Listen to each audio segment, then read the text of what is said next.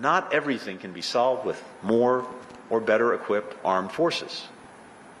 And attempts to address violent extremism have at times had the perverse effect of violating people's rights, contributing to grievances, and furthering cycles of violence. We urge governments to contribute to and commit to criminal justice and security sector approaches that respect rights, as well as greater accountability for abuses, which is critical for earning the public's trust. Philip Obaji, your reaction to what you just heard? I think what the Americans are doing will, sort of give another excuse to the Nigerian government as to why it's unable to defeat extremists and bandits that are roaming about freely in the northern part of the country. If you go back to many years back in 2012, 2013, when former President Goodluck Jonathan was in power, one reason he gave for his government's inability to defeat Boko Haram in the northeast of the region was the fact that the Americans refused to sell weapons to Nigeria. And when the government went to Russia to buy from the black market, Nigeria began to see some improvements in terms of the security situation in the northeast. So people said, well, his government said it was because we got weapons from the black market. So there's also the argument that these bandits and these criminal elements are causing lots of havoc and maiming and attacking communities, killing people. So the amount of human rights abuses perpetrated by the Nigerian forces, should be overlooked when it comes to the fact that more and more people are being killed. Attacks in communities is increasing in the northern part of the country. But we do understand that the Biden administration is towing the line of the Obama administration in terms of looking at the human rights records of the Nigerian forces before letting them have such level of sophisticated weapons.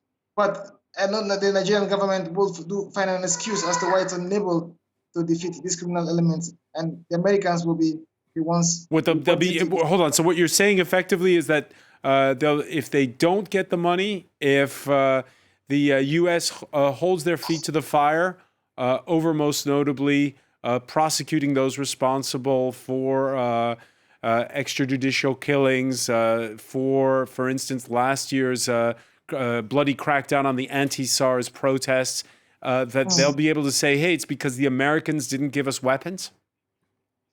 Well, I don't expect the Nigerian government to do anything much or anything at all when it comes to prosecuting those who have violated, the rights of civilians, those in the military who have done so. But, we have our way. The Nigerian government has its way of always pointing fingers. So no one will look at the fact that, well, we did not do anything about dealing with human rights abuses. It will be the fact that the Americans just simply refused to sell weapons to Nigeria. Again, also, the Nigerian government have always insisted that they have been quietly dealing with officers that went over the board. But, the Americans in their thinking have still not been willing to work closely with the Nigerian security forces. It's just an excuse that the government will get, or that the Americans are giving to the Nigerians by not selling weapons. It's just an excuse to say, well, you're not giving us weapons, and so we cannot defeat these criminal elements.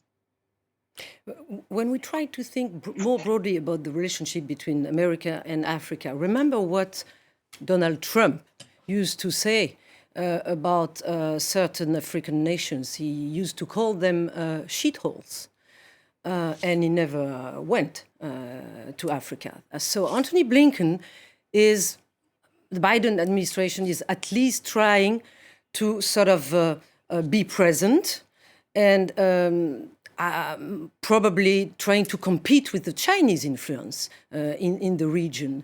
But that's not easy, and democratic governance is not something that China is caring for.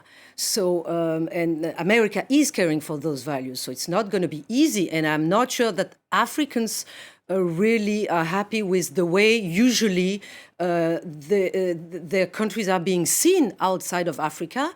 What is usually stressed is always the crisis in Africa. Genocide, HIV, wars, etc., etc. Never the rest. Well, never the rest. Let me put this to Patrick Smith, because we heard Antony Blinken in his speech this Friday. First of all, he said you don't have to choose between America and China. And the other element is you always wonder now, with the African diasporas and the Nigerian diaspora in the United States is growing, it's getting stronger politically. Is he going to Nigeria for foreign or domestic reasons? I think it's a combination. And just to reiterate what was said about the way we Western journalists often view Africa, worth remembering that the top 3 literary prizes this year were all won by Africans.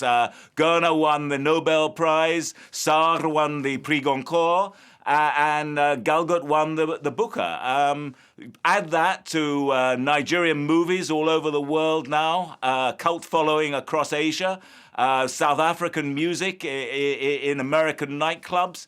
You've got a very, very different picture with the burgeoning African diaspora. So there's a long-winded way of answering your question, Francois. I think Blinken and Biden understand that the growing African diaspora in the United States, I think 2 million Nigerians at least in the United States, many of them registered voters, and of course many of them Democratic Party supporters. And ditto, you're beginning to see that right across Europe.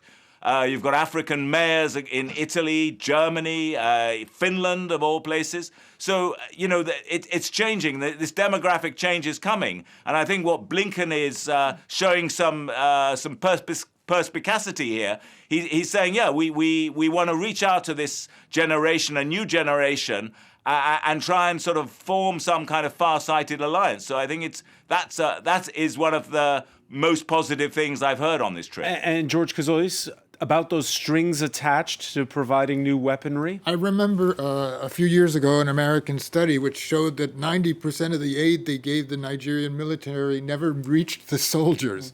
So there's this big question of the corruption of the Nigerian military. The Americans have learned their lesson about giving aid and seeing it disappear. But Nigeria is an essential partner for the war against Islamic terrorism, and the Americans need Nigeria since we stupidly destroyed Libya. We have destabilized all the way down to Cameroon and Chad, and so we have American soldiers in the Central African Republic and in Uganda, etc., trying to help the African soldiers regain control of these insurrections.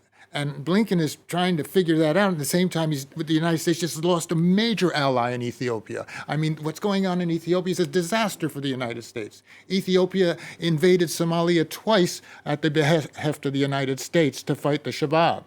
It's just a disaster. And it's a powder keg because Egypt has threatened to blow up the Renaissance Dam on the Blue Nile. So Blinken is really, I think he's overwhelmed by the problems he has to deal with. Just one final question on this for you, Philip Obaji. Do you get the sense during this visit that Antony Blinken understands Nigeria? Well, I just think that, Antony Blinken is more or less continuing with the policy of the Obama administration. And I'm not exactly so sure if they do understand what's going on right here. I'm of the opinion that we're facing a much more difficult issue, which is as much as, the issue of human rights violation is very important, but the Nigerian government needs to really defeat these criminal elements. Yes, there can be other ways to sanction the Nigerian government or the Nigerian military as to, in terms of how they engage with civilians and in terms of the atrocities they commit. But in terms of, saying that we're not going to sell weapons to you, to fight these bandits, these criminal elements, because your military has committed human rights atrocities, I don't think it makes that much sense. And I know that things look like they were going to be different when Donald Trump was in office. In the visit by President Buhari to the White House, the President Trump said yes, America was going to sell combat helicopters to Nigeria without any strings attached.